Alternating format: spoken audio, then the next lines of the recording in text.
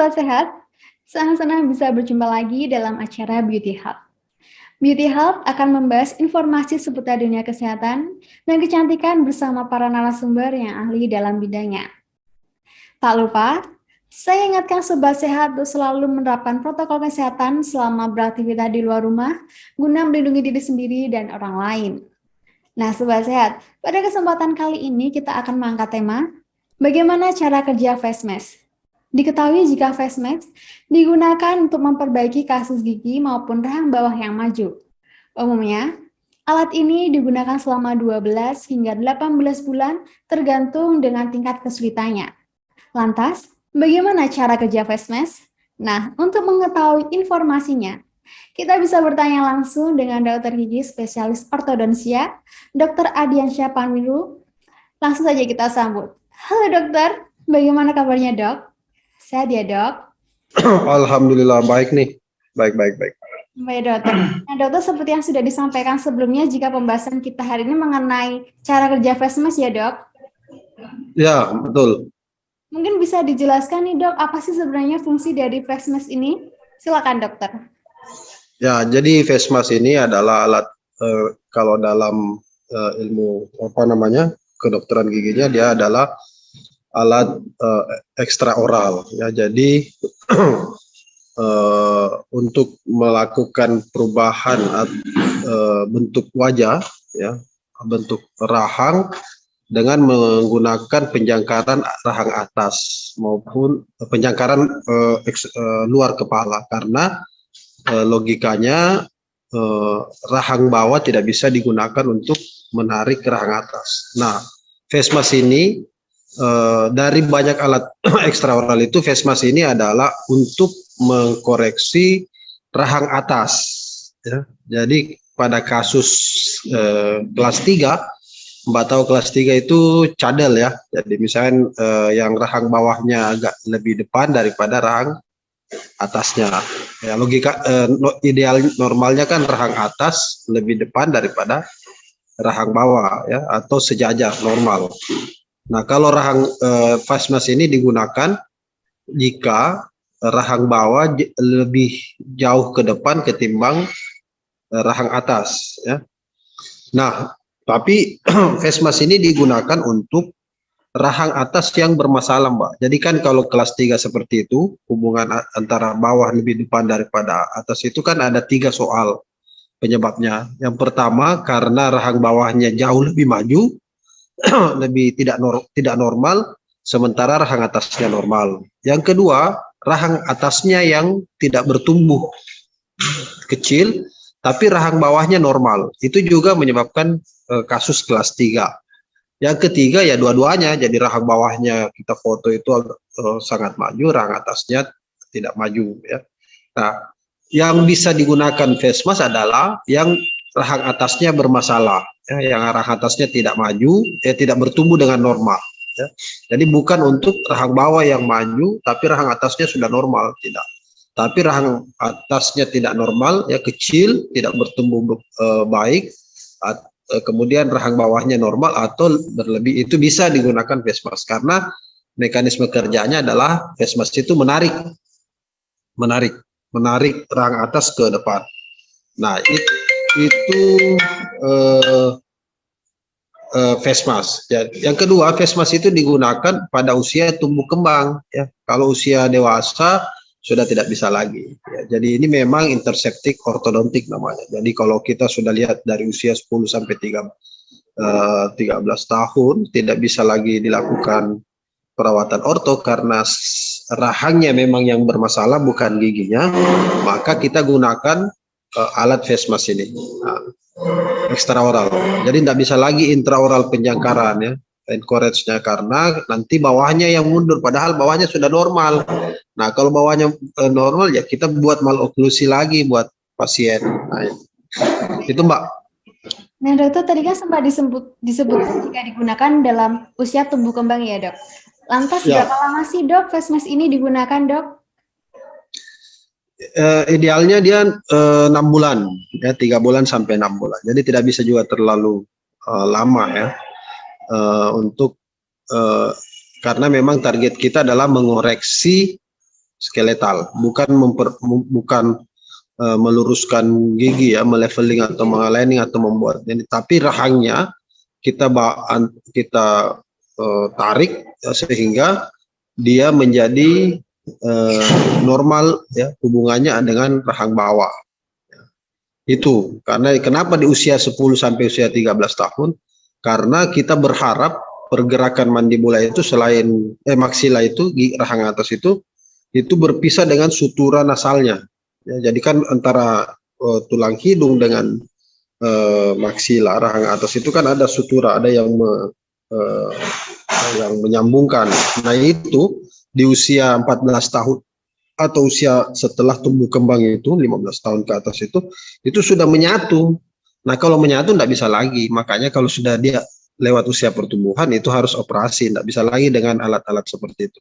Nah sebelum menyatu itu di usia-usia dengan tulang yang sudah mulai padat tapi suturanya belum menjadi menyatu ya, masih seperti apa namanya tulang rawan, masih lunak, itu kita masih bisa lakukan penarikan. Nah, dengan penarikan itu maka rahang atas menjadi agak ke depan. Tapi kalau dia antara atas dan hidung dan rahang sudah menyatu menjadi tulang, itu sudah tidak bisa lagi kita lakukan penarikan, harus bedah ya. Harus dilakukan bedah. Nah itu prinsipnya, makanya di usia 10 sampai 13 14 tahun itu dilakukan penarikan, bisa ya, dengan harapan juga maksilanya menjadi memanjang ya, karena kan ada proses regenerasi tulang pada usia-usia itu lebih cepat. Baik dokter. Nah dokter, diketahui jika penggunaan face mask ini bisa membuat seseorang itu kesulitan makan maupun minum ya dok. Lantas pasti seseorang saat hendak makan itu bisa dilepas sendiri dokter untuk alat? Ya dilepas. Ya karena face mask ini kan lepasan. Jadi pada saat mau makan, mau minum itu dilepas.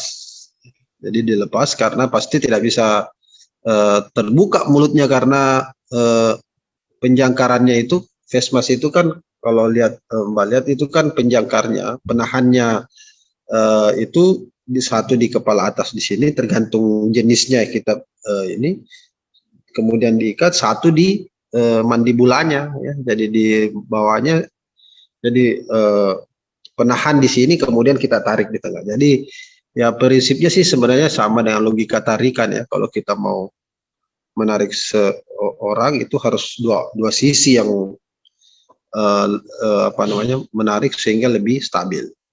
Jadi penggunanya itu fungsinya itu hampir sama dengan pengguna headgear ya dok. Lantas headgear.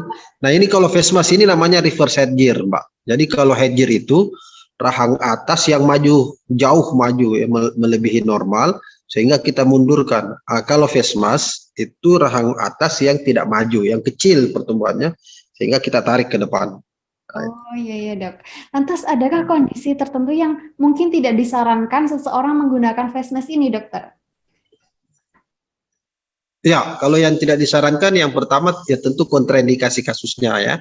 Jadi tadi misalnya kasus kelas 3 tapi yang bermasalah kasus kelas 3 itu yang crossbite begini ya. Maksudnya rahang bawahnya maju di depan daripada rahang atasnya. Tapi yang sebenarnya yang anomali adalah rahang bawahnya yang anomali, bukan rahang atasnya. Rahang atasnya normal, bagus pertumbuhannya, giginya bagus. Kemudian kita bawahnya yang maju, itu tidak bisa kita gunakan face mask, itu kita gunakan chin cup pada usia tumbuh kembang. Karena kenapa? Karena nanti kalau kita tarik atasnya, maka atasnya yang akan bermasalah. Jadi kita membuat orang menjadi giginya menjadi maju, mancung, ya, jadi protrusif. Itu yang pertama. Yang kedua yang tentu memiliki kelainan pada pembentukan tulang ya. Misalnya imun yang penyakit autoimun, kemudian ada gejala penyakit sistemik, itu tidak boleh. Ya, jadi memang harus kita lihat dulu bagaimana kondisi tulangnya, kemudian kondisi giginya dan sebagainya. Itu yang tidak boleh. Ya. Yang ketiga usia. Ya.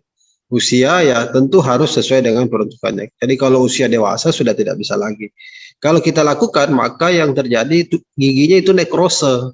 Karena tidak bisa rahang atas alveolar sudah maksila sudah menyatu dengan hidung itu nasal, itu nggak bisa lagi ditarik kalau usia 22-23 itu tulang sudah menjadi tulang, nggak bisa lagi. Jadi harus dengan posisi bedah.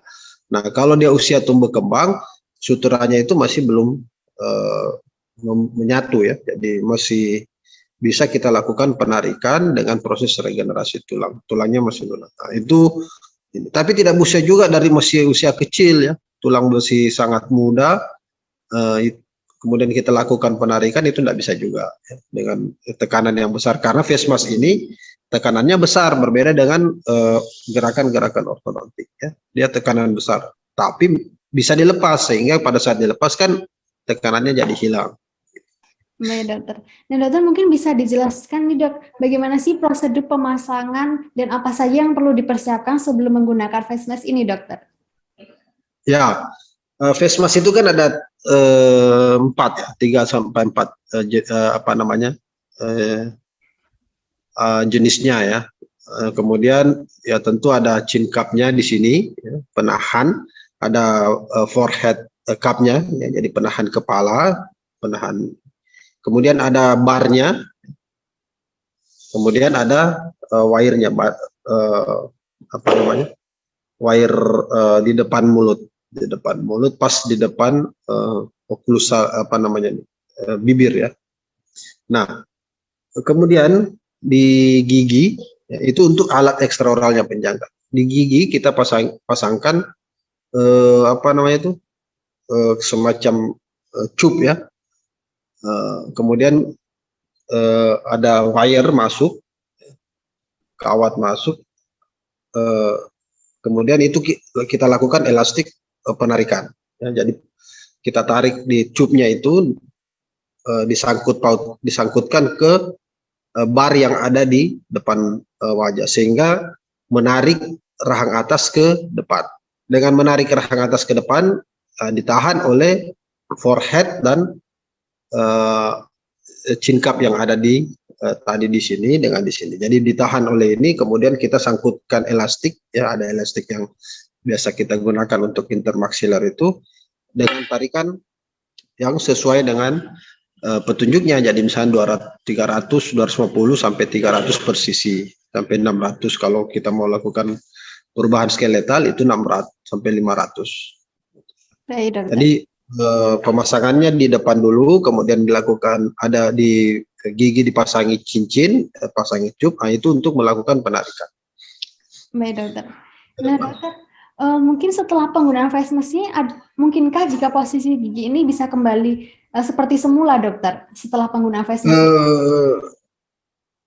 Idealnya bisa, ya, idealnya bisa. Jadi tapi kan tergantung juga pada kondisi gigi yang ada. Jadi misalnya kalau dia crowding berat, tidak bisa, harus setelah itu dilakukan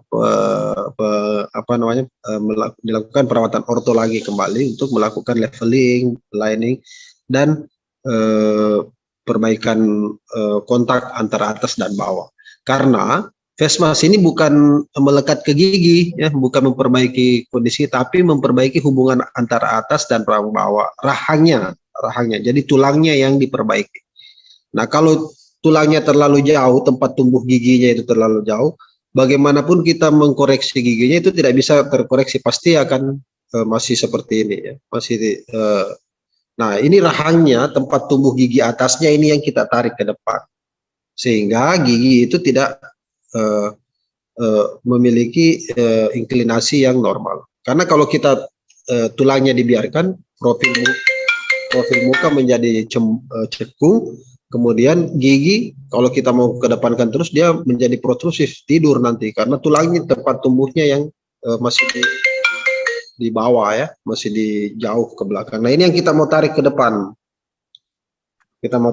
sehingga sama dengan rahang bawahnya. Nah, pada saat rahang bawahnya sudah sama ya, antara tulang rahang dan tulang bawah ini, mandibula ini sama, itu inklinasi gigi kita bisa atur dengan baik.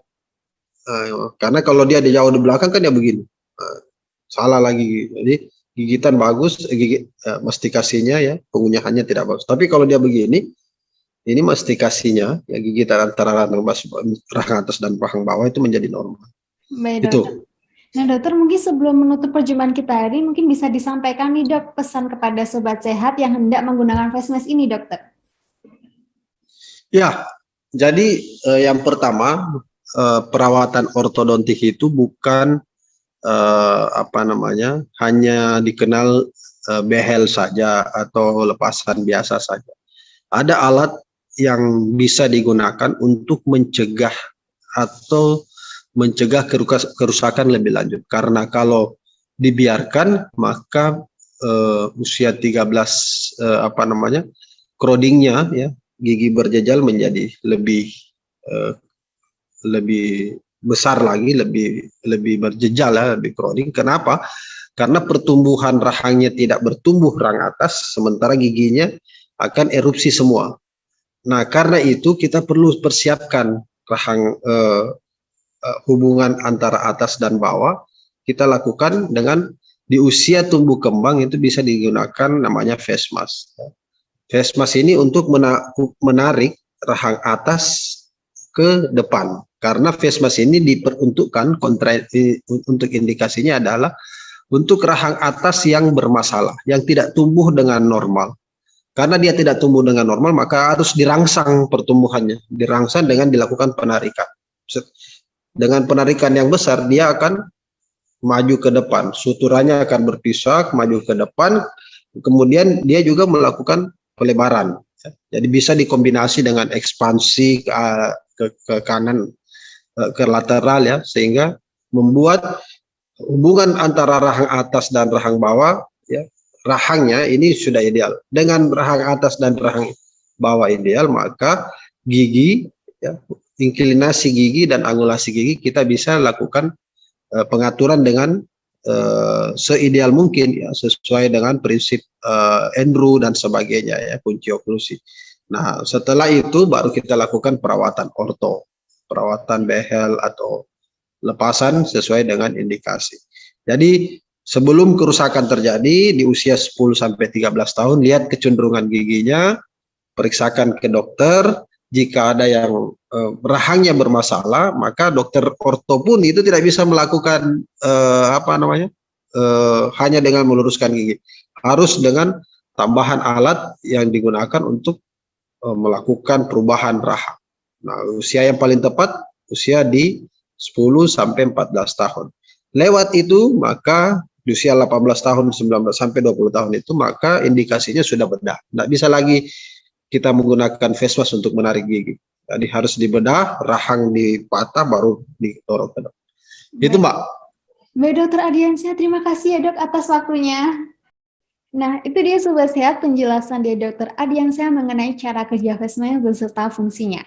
Semoga penjelasan dari Dokter Adiansyah bisa menambah literasi Sobat Sehat dalam mengetahui cara kerja face mask dan fungsinya. Apabila Sobat Sehat memiliki pertanyaan seputar dunia kesehatan, silakan meninggalkan di kolom komentar sehingga bisa kami teruskan kepada dokter yang ahli dalam bidangnya. Nantikan episode Beauty Health selanjutnya. Saya Dianti Nawang dan segenap kru yang bertugas pamit undur diri. Sampai jumpa. Terima kasih sudah nonton. Jangan lupa like, subscribe, dan share ya.